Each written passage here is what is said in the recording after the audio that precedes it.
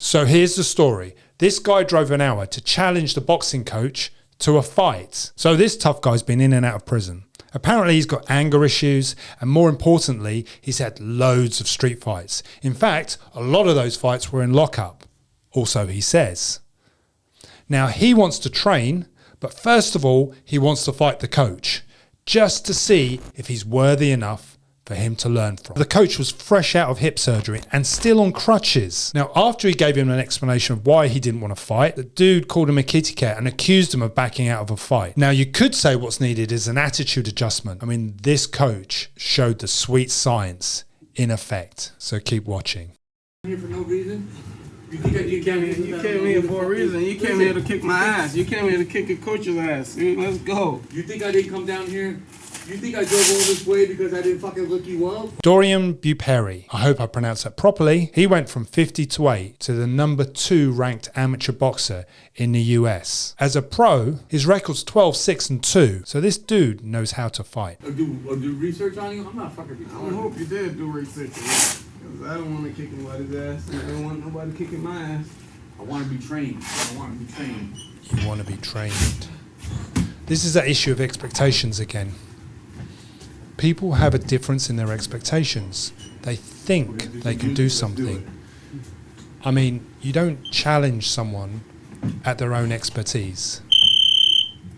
You wouldn't walk into a maths class and challenge the maths teacher to an equation. Coach is doing the right thing here.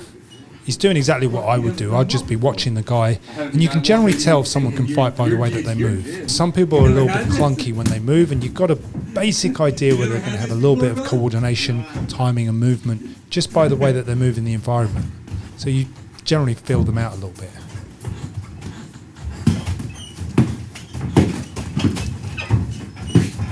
Coach's hand fighting is just feeling him out, taking a look just to see what the guy's got.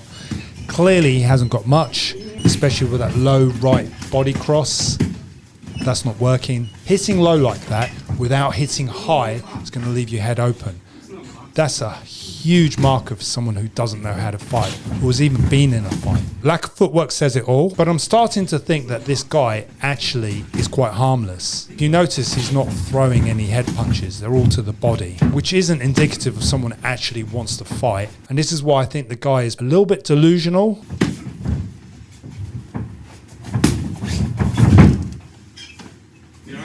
First punch goes down, which is a valid indicator that he's never been hit before. Sure you want to continue? You stepped in the wrong gym. You can't come to the gym and ask to spar somebody. Let's go. Let's work. Come on here. Come on. You can't ask to spar a random person that's an expert in their field. It's gonna get you hurt in the boxing gym. Come on, let's work. Let's fucking work. Come on. Let's work. Your street attitude is gonna get you hurt in the boxing gym. Alright? You can't just come up to a boxing gym. It's fair to say that this guy has never had a fight in his life.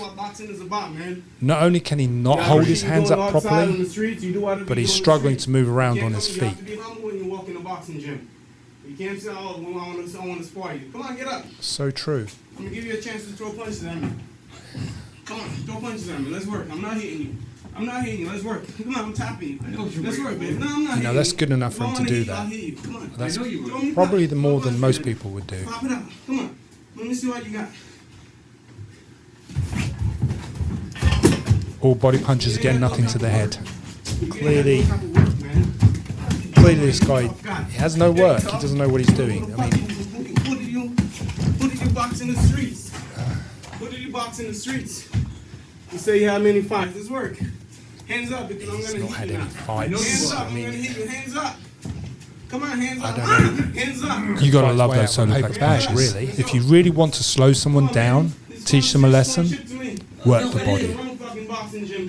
You can't come in the gym and fucking want to challenge the coach. Come on, hands up if I hit you. I don't want to hit you. I'll take a shot if I want to. Keep your hands up. Look, there's no footwork. I mean, I'm not even going to break this down technically. Let me see you get mad.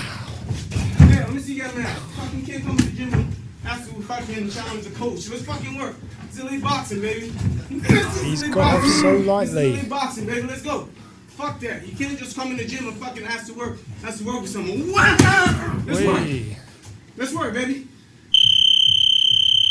tell you what, I just had fucking hip surgery 6 weeks ago. My hips was fucked up.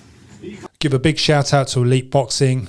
They're doing a great job. Go check them out if you live in Florida. So what's the takeaway? Frankly, I think we live in a delusional world. How many people would challenge the master of a craft? It doesn't matter what the craft is, but what makes you think you can step into someone's domain and outperform them? At the end of the day, if you wish to learn, you have to be humble enough to accept someone's opinion. And that person doesn't have to prove themselves. And this is the problem with modern society. People have expectations that are unrealistic. They feel not only self-entitled, that you have to prove yourself to be in their presence. And this is a classic example. I see this dude as being delusional.